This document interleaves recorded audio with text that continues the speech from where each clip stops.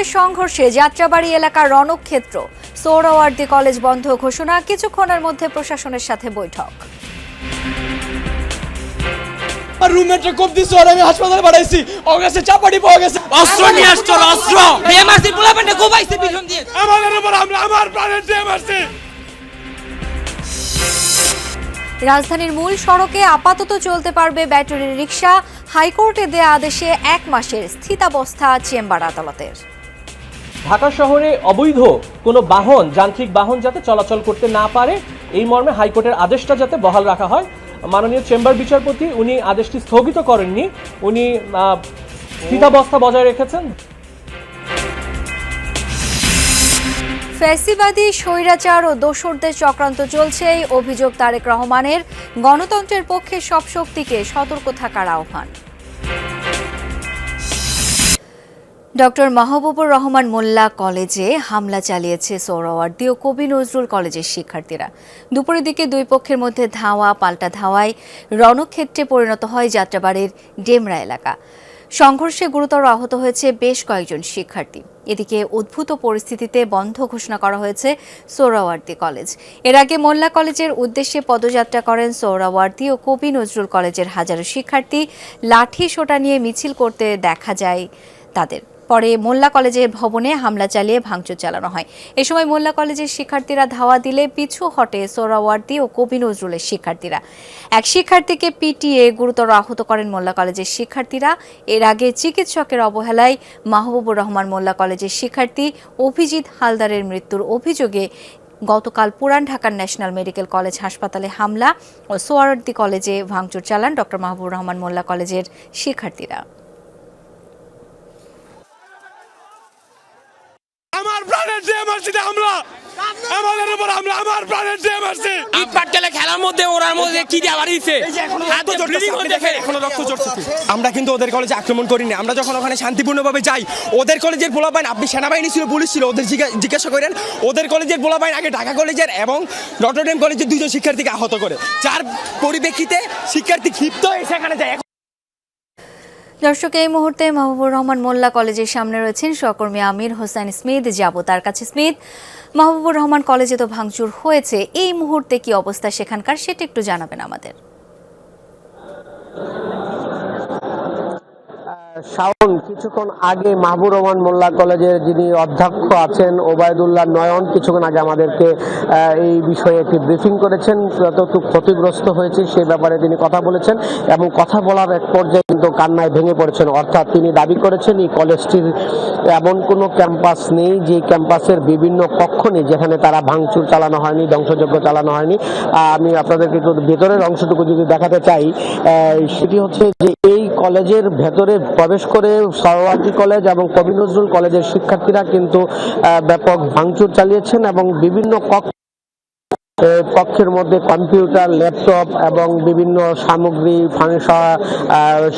সম্পূর্ণ আসবাবপত্র ছিল, সেগুলো ভাঙচুর করেছেন এবং সেগুলো কিন্তু ইতিমধ্যে ধ্বংসযজ্ঞে পরিণত হয়েছে। তিনি দাবি করেছেন যে এখানে প্রায় তাদের অর্ধশত কম্পিউটার এবং ল্যাপটপ লুট করে নেওয়া হয়েছে এবং এই কক্ষের বিভিন্ন কক্ষগুলো যেখানে কর্মকর্তারা বসতেন সেগুলো কিন্তু অনেকটা ভাঙচুর চালানো হয়েছে।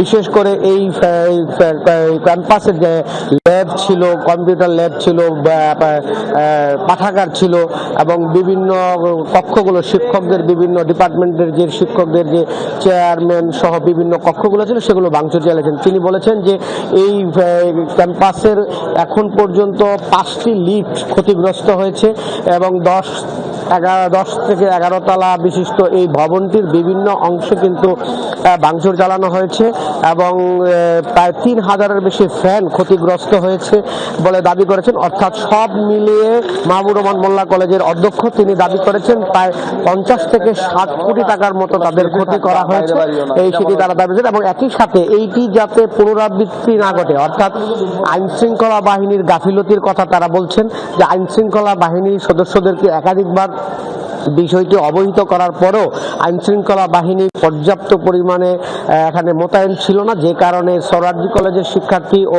কবি নজরুল কলেজের শিক্ষার্থীরা লাঠি সোঁটা নিয়ে এই ক্যাম্পাসে এসেছেন এবং তাদের দাবি যে শুধু কলেজ শিক্ষার্থীরা নয়, এর সাথে কিছু দুষ্ট চক্র বা কিছু দুষ্কৃতিকারী চক্র এখানে সংযুক্ত হয়ে এই ভাঙচুর চালিয়েছেন।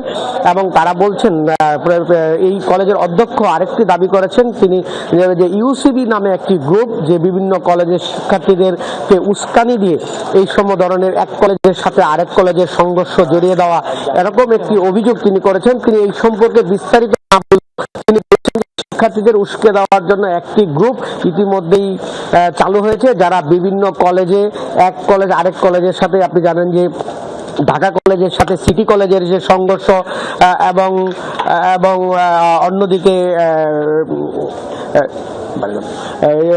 ঢাকা কলেজের সাথে সিটি কলেজের সংঘর্ষ, সোহরাওয়ার্দী কলেজের সাথে অন্য কলেজের সংঘর্ষ, এই যে সংঘর্ষের বিষয়গুলো রয়েছে এগুলো বিভিন্ন জায়গায় তারা বলছে কুচক্রী মহল পেছন থেকে ইন্ধন দিচ্ছে, তাদেরকে চিহ্নিত করে আইনের আওতায় নিয়ে আসার দাবি জানিয়েছেন। বিশেষ করে এখানকার যারা পুলিশের যে ঊর্ধ্বতন কর্মকর্তা আছেন সালেউদ্দিন, তিনি আমাকে কিছুক্ষণ আগে ব্রিফ করেছিলেন, তিনি আমাকে যেটি জানিয়েছেন যে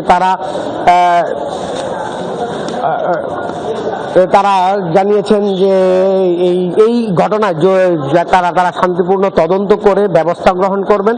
যারা ভাঙচুরের সাথে সংশ্লিষ্ট আছেন, যারা তৃতীয় পক্ষ হয়ে ঘোলা পানিতে মাছ শিকারের চেষ্টা চালিয়েছেন, তাদেরকে চিহ্নিত করে আইনগত ব্যবস্থা গ্রহণ করা হবে, এমনটাই আমাদেরকে জানিয়েছেন। তারা বলছেন যে যদি কলেজ কর্তৃপক্ষ যে ক্ষতিগ্রস্ত হয়েছে তারা যদি মামলা দেয় এবং যারা সরাসরি এই ভাঙচুরের সাথে জড়িত তাদেরকে চিহ্নিত করে এবং তাদের যারা এই সাথে তারা যত ক্ষমতাধরী হোক, তারা যদি কোনো রাজনৈতিক দলের সংশ্লিষ্টতাও থাকে তাদেরকে খুঁজে বের করে আইনের আওতায় আনা হবে বলে এখানকার যে পুলিশের উপকমিশনার যে সালেউদ্দিন আহমেদ আমাদেরকে কিন্তু কিছুক্ষণ আগে সেরকম একটি ব্রিফ করেছিলেন। আমরা পেছনের দিকে যাচ্ছি, বাইরের দিকে যাচ্ছি, দেখি এই যে ভেতরে ঢোকার যে প্রবেশ পথ, অর্থাৎ এইটিতে যে ভাঙচুর চালানো হয়েছিল সেটি যদি আপনাদের একটু দেখাতে চাই, যেটি আসলে এতটাই ভয়াবহতা ছিল যে এখানে প্রবেশের সময় কিন্তু এই দ্বিতীয় গেট, অর্থাৎ এটি প্রথম গেট নয়, দ্বিতীয় গেট, দ্বিতীয় ভবনে ঢোকার জন্য এই রাস্তাটি তারা ব্যবহার করেন। সেই রাস্তাটি দিয়ে কিন্তু প্রচুর ভাঙচুর চালানো হয়েছে। বিশেষ করে এখানে ফুলের টপ এবং বিভিন্ন সৌন্দর্য বর্ধনের কাজে ব্যবহৃত বিভিন্ন কিছু রাখা হয়েছিল, সেগুলো কিন্তু ভাঙচুর করা হয়েছে।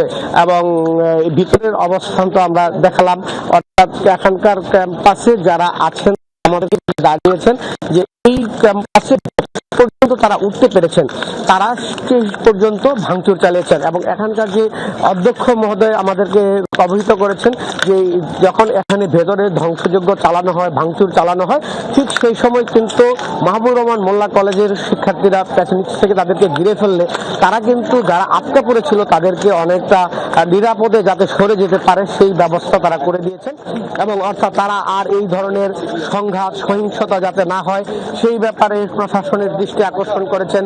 বিশেষ করে আইন শৃঙ্খলা বাহিনী, সরকারের যারা সংশ্লিষ্ট আছেন তাদেরকে তারা দাবি জানিয়েছেন যাতে কোনো অবস্থাতে যাতে আর নতুন করে আর এই সংঘাত সহিংসতা ছড়িয়ে পড়তে না পারে। এবং তারা কলেজের শিক্ষার্থীদের সাথে কথা বলেছেন, তারা বলেছেন যে এই ধরনের সংঘাত সহিংসতা আর তারা নতুন করে চান না, যেই পর্যন্ত ঘটেছে সেই পর্যন্ত তারা এটির থেকে আসলে মুক্তি চান। তারা বলছেন যে তারা ক্যাম্পাসে ছিলেন, ক্যাম্পাসে আবার ফেরত যেতে চান, কারণ ক্যাম্পাসই তাদের প্রিয়।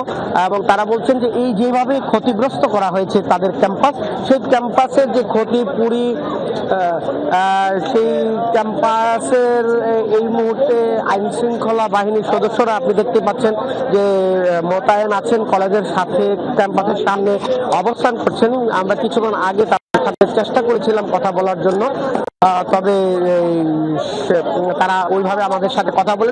পুলিশের যে ঊর্ধ্বতন কর্মকর্তারা আমাদেরকে ব্রিফ করেছেন এবং আমি সেটি আপনাদের কিছুক্ষণ আগেই জানিয়েছি। এবং পুলিশ সেনাবাহিনীর সাথে একটু একসাথে মিশে তারা এই এলাকার পরিস্থিতিটা স্বাভাবিক করে নিয়ে আসার জন্য যথাসাধ্য চেষ্টা করছেন। তারা কিন্তু সকাল থেকে ধৈর্যের পরিচয় দিয়েছেন এবং বিভিন্ন ধরনের স্লোগান, নানান ধরনের উস্কানিমূলক কথা, সেগুলো কিন্তু পুলিশকে লক্ষ্য করে অনেকেই বলেছেন, কিন্তু তারা অনেকটা ধৈর্য সহকারে সেই জায়গাটিকে তারা চেষ্টা করেছেন ধৈর্য সহকারে মোকাবেলা করার জন্য। এবং এখানকার যিনি অতিরিক্ত উপকমিশনার আছেন সালেউদ্দিন, তিনি আমাদেরকে জানিয়েছেন তারা সকাল থেকে অবস্থান নিয়েছেন এবং সকাল থেকে তারা প্রথমে যাত্রাবাড়ি চৌরাস্তায় তারা প্রোটেক্ট দেওয়ার চেষ্টা করেছিলেন যারা কবি নজরুল এবং সরোয়ার্দী কলেজের শিক্ষার্থীরা এসেছিলেন, কিন্তু সেই সময় সরোয়ার্দী কলেজের শিক্ষার্থীর সংখ্যা বেশি থাকার কারণে, পুলিশের সংখ্যা কম থাকার কারণে তারা সেটি প্রতিহত করতে পারেননি, সেটি আমাদেরকে স্বীকার করেছেন। আমরা সরাসরি দেখতে পাচ্ছিলাম আপনার মাধ্যমে, আপনি খোঁজ খবর রাখতে থাকুন, পরবর্তীতে হয়তো আবারও আসবো আপনার কাছে। অনেক ধন্যবাদ আপনাকে। এর আগে সকাল থেকে বিক্ষোভ করে পুরান ঢাকার লক্ষ্মীবাজারের কবি নজরুল সরকারি কলেজ ও সরকারি শহীদ সোহরাওয়ার্দী কলেজের শিক্ষার্থীরা। গতকাল কলেজগুলোতে ভাঙচুরের জেরে আজ লাঠি সোটা নিয়ে সকাল থেকে অবস্থান নেয় তারা। ন্যাশনাল মেডিকেল কলেজ হাসপাতালে মাহবুবুর রহমান মোল্লা কলেজের এক শিক্ষার্থী মৃত্যুর ঘটনায় রোববার দফায় দফায় সংঘর্ষে জড়ান শিক্ষার্থীরা। মেডিকেল ঘেরাও কর্মসূচি পরে রূপ নেয় সংঘর্ষে। এ সময় হাসপাতালটির পাশাপাশি সোহরাওয়ার্দী ও কবি নজরুল কলেজেও ভাঙচুর চালানো হয়। এই ঘটনা নিন্দা জানিয়ে হামলাকারীদের শাস্তির দাবি জানায় শিক্ষার্থীরা। কলেজের অধ্যক্ষ ও শিক্ষকরা সবাইকে শান্ত থাকার আহ্বান জানিয়েছেন। পরীক্ষার হলের 1 ঘন্টা অতিবাহিত না হতে হঠাৎ করে মাহবুবুর রহমান কলেজের শিক্ষার্থীরা সহ প্রায় 1500 থেকে 1000 শিক্ষার্থী এসে অতর্কিতভাবে আমাদের শিক্ষার্থীদের উপরে হামলা করে। কোনো রকম কোনো সহিংসতা চাই না, কিন্তু সাধারণ শিক্ষার্থীদের হৃদয়ে রক্তক্ষরণ হয়েছে, তারা কোনোভাবেই না গিয়ে থাকতে পারবে না। এই পরিস্থিতিতে যারা ইন্ধনদাতা মূলত মানে যাদের ওই আপনার ডক্টর মাহবুব মোল্লা কলেজে যাদেরকে হাত তুলছে তাদেরকে শাস্তির আওতায় নিয়ে আসতে হবে। তোমরা শান্ত হও, উত্তেজিত হয়ে কিছু করা যাবে না। গন্ডগোলের মধ্যে সুযোগ নেওয়ার জন্য অনেক ষড়যন্ত্রকারী আছে, তোমরা ষড়যন্ত্রকারীদের ফাঁদে পা দিবা না। ঢাকা মহানগর এলাকায় 3 দিনের মধ্যে ব্যাটারি চালিত রিকশা চলাচল বন্ধে হাইকোর্টের আদেশের উপর 1 মাসের জন্য স্থিতাবস্থা দিয়েছেন চেম্বার আদালত। এই অবস্থায় ব্যাটারি চালিত রিকশা চলাচলে কোনো বাধা নেই বলে জানিয়েছেন উভয় পক্ষের আইনজীবী। আপিল বিভাগের চেম্বার বিচারপতি মোহাম্মদ রেজাউল হকের আদালত দুপুরে এই আদেশ দেন। শুনানিতে অ্যাটর্নি জেনারেল বলেন, হাইকোর্টের একটি আদেশের ফলে লাখ লাখ মানুষের কর্মসংস্থান বন্ধ হয়ে গেছে। রিটকারীদের আইনজীবী জানান, ব্যাটারি চালিত রিকশার বিষয়ে নীতিমালার জন্য সরকারের সাথে আলোচনা করবেন অ্যাটর্নি জেনারেল। পরে রুলটি 1 মাসের মধ্যে নিষ্পত্তি করার নির্দেশ দেন হাইকোর্ট। মাননীয় চেম্বার বিচারপতি উনি আদেশটি স্থগিত করেননি, উনি স্থিতাবস্থা বজায় রেখেছেন, যেটির মানে হচ্ছে যারা এখন বিদ্যমান ঢাকায় ব্যাটারি চালিত রিকশা চালাচ্ছেন বা চলছে, এই রিকশাগুলো চলাচলে কোনো বাধা নেই। যারা এই ব্যাটারি চালিত রিকশার উপরে জীবন নির্বাহ করেন তাদের বিষয়টি আমাদেরকে অত্যন্ত মানবিকভাবে দেখতে হবে। তবে যেহেতু সর্বোচ্চ আদালতের একটি বিষয়, একটা আইনি কাঠামোর মধ্যে না এনে যেন কোনো রকম কোনো সিদ্ধান্ত গ্রহণ করা না হয়। এদিকে রাজধানীতে আজও বিক্ষোভ করেছেন ব্যাটারি চালিত অটোরিকশা শ্রমিকরা। সকাল থেকেই আগারগাঁও মোড় অবরোধ করে কর্মসূচি পালন করেন তারা। এতে 4 ঘন্টা বন্ধ ছিল যান চলাচল। এদিকে সকালে রিকশা শ্রমিক সংগঠনের সাথে বৈঠক করেছেন ডিএমপি কমিশনার। বৈঠক শেষে তিনি জানান, মামলা করার মতো ঘটনা হলে থানাগুলোকে অবশ্যই মামলা নেয়ার নির্দেশ দেওয়া হয়েছে। কোনো ওসি চাঁদাবাজি দুর্নীতির সাথে জড়িত থাকলে তাদের জবাবদিহিতার আওতায় আনা হবে। এ সময় ডিএমপি কমিশনার জানান, আদালতের আদেশের পরই ব্যাটারি চালিত রিকশার বিষয়ে সিদ্ধান্ত নেবে পুলিশ। গণতান্ত্রিক যাত্রা বাধাগ্রস্ত করতে ফ্যাসিবাদী স্বৈরাচার ও তাদের দোসররা নানা চক্রান্ত করছে বলে অভিযোগ করেছেন বিএনপির ভারপ্রাপ্ত চেয়ারম্যান তারেক রহমান। বলেন, দেশের এই অবস্থায় গণতন্ত্রের পক্ষের সব শক্তিকে সতর্ক থাকতে হবে। বিকেলে জাতীয় প্রেস ক্লাবে ডিইউজে একাংশের বার্ষিক সাধারণ সভায় প্রধান অতিথির বক্তব্যে তিনি এসব কথা বলেন বিতাড়িত স্বৈরাচার ও তাদের দোসররা নানা চক্রান্ত করছে। বাংলাদেশের পক্ষের শক্তির মধ্যে ভুল বোঝাবুঝির চেষ্টাও চলছে বলে দাবি করেন তিনি। তারেক রহমান বলেন, আওয়ামী লীগ ও স্বাধীনতা একসাথে যায় না, কেননা আওয়ামী লীগ গণতন্ত্রের হত্যাকারী, তবে বিএনপির কাছে গণতন্ত্র নিরাপদ।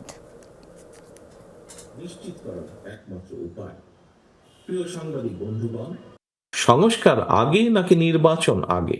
যারা এ ধরনের প্রশ্ন তুলে জনমনে বিভ্রান্তি সৃষ্টির অপচেষ্টায় লিপ্ত হয়েছেন তাদের উদ্দেশ্য কিন্তু ভিন্ন। বিএনপি মনে করে সংস্কার কার্যক্রম এটি কোনো শেষ হওয়ার বিষয় নয়। একজন সংস্কার কার্যক্রম শুরু করলে আরেকজন প্রয়োজনীয় সংস্কার এগিয়ে নিয়ে যায়। সাবেক প্রধানমন্ত্রী শেখ হাসিনার শিল্প ও বিনিয়োগ উপদেষ্টা সালমান এফ রহমানের দৃষ্টান্তমূলক শাস্তির দাবিতে ঢাকার নবাবগঞ্জে ঝাড়ু মিছিল করেছে বিক্ষুব্ধ জনতা।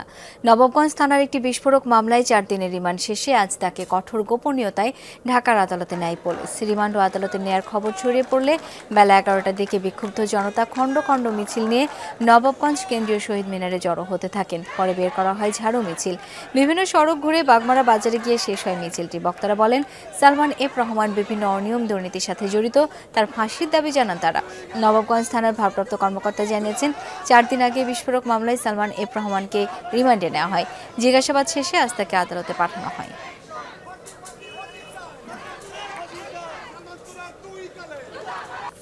চ্যালেঞ্জ নয়, নির্বাচন কমিশনের দায়িত্বকে সুযোগ হিসেবে দেখছেন নতুন নির্বাচন কমিশনাররা। সুষ্ঠু নির্বাচন আয়োজন করতে ইসি দায়বদ্ধ বলে জানিয়েছেন নির্বাচন কমিশনার অবসরপ্রাপ্ত ব্রিগেডিয়ার জেনারেল আবুল ফজল মোহাম্মদ সানাউল্লাহ। বেলা 11:30টায় আগারগাঁও ইসি সচিবালয় সম্মেলন কক্ষে কর্মকর্তাদের সঙ্গে পরিচিতি ও মতবিনিময় সভা করে নবগঠিত নির্বাচন কমিশন বৈঠকে প্রধান নির্বাচন কমিশনার এএমএম নাসির উদ্দিনের নেতৃত্বে অংশ নেন অন্য 4 কমিশনার। কমিশন সচিব থেকে শুরু করে ইসি সচিবালয়ের সকল পর্যায়ের কর্মকর্তারা সভায় উপস্থিত ছিলেন। কোন প্রেক্ষাপটে এই কমিশন গঠন করা হয়েছে সেটা আলোকপাত করা হয়েছে।